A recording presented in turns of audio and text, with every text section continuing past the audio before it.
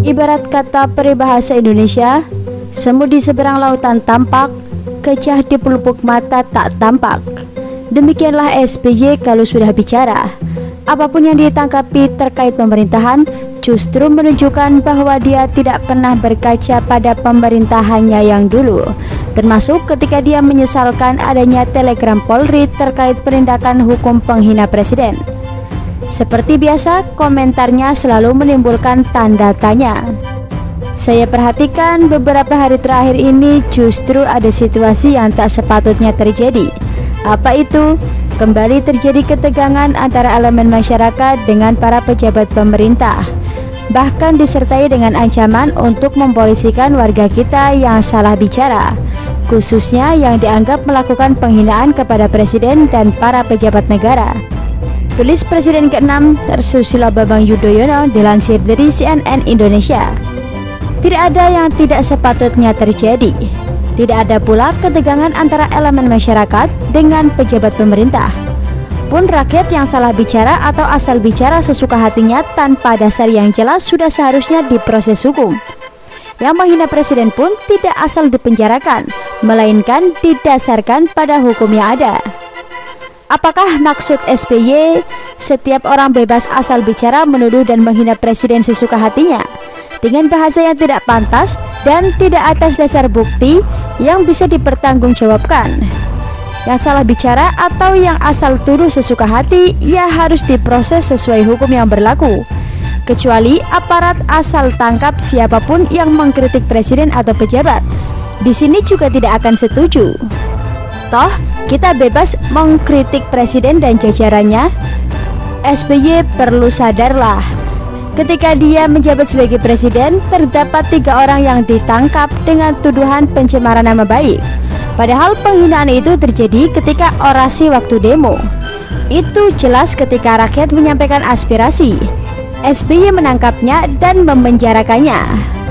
Orang-orang itu adalah Iwayan Gendo Suwardana, Monang Johannes Tambunan, dan Herman Saksono. Kalau memang SBY merasa sekarang ada ketidakpatutan, kenapa dia dulu menyeret orang-orang tersebut ke proses hukum? Kita sebenarnya tidak perlu membanding-bandingkan keduanya. Toh, hinaan kepada SBY dulu tidak lebih berat kepada hinaan Presiden Jokowi sekarang ini. Bukan hanya diri Presiden Jokowi yang disamakan dengan hewan ini, hewan itu, bahkan ibunya dihina dan nenek moyangnya diragukan. Pernahkah SBY merasakan itu? Tetapi Presiden Jokowi sendiri tidak pernah mempermasalahkan itu. Tapi rakyat yang mencintai Presiden Jokowi tidak akan diam presidennya diperlakukan secara tidak pantas. Paham ya sampai di sini? Lagian, bagaimana mungkin SBY akan mendapatkan hinaan seperti Presiden Jokowi mendapatkan hinaan ketika SBY sendiri membiarkan FPI sweeping sesuka hatinya? HTI menyerukan ganti Pancasila seenak udelnya, para preman berkeliaran di mana-mana, dan korupsi merajalela. Siapa yang akan benci presiden ketika gerak-gerik mereka dibiarkan merajalela? Tidak ada. Orang baik tidak akan mencela presidennya dengan hujat, fitnah, dan hinaan keji. Yakin deh. Lah, sekarang era Presiden Jokowi, FPI tidak bisa sweeping seenak udelnya. Makanya mereka rame-rame menghina presiden. HTI pun sudah dibubarkan, sehingga mereka balik menyerang. Penjilat SBY seperti Didu dan gerombolannya kehilangan mata pencaharian, sehingga mereka jadi provokator dan tukang fitnah. Masa yang seperti itu mau didiamkan? Sudahlah, SBY diam saja, tidak perlu bicara. Toh juga bukan ketua partai lagi, bukan?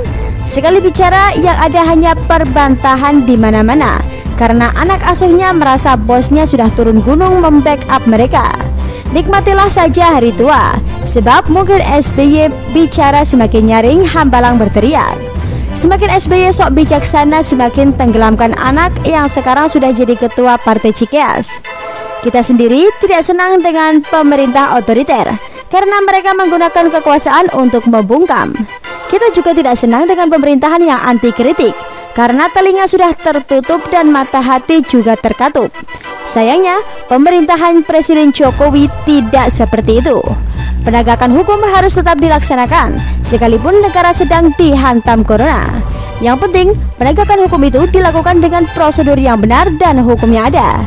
Yang merasa diskriminalisasi, silahkan gunakan instrumen hukum untuk melawan. Tidak perlu takutlah.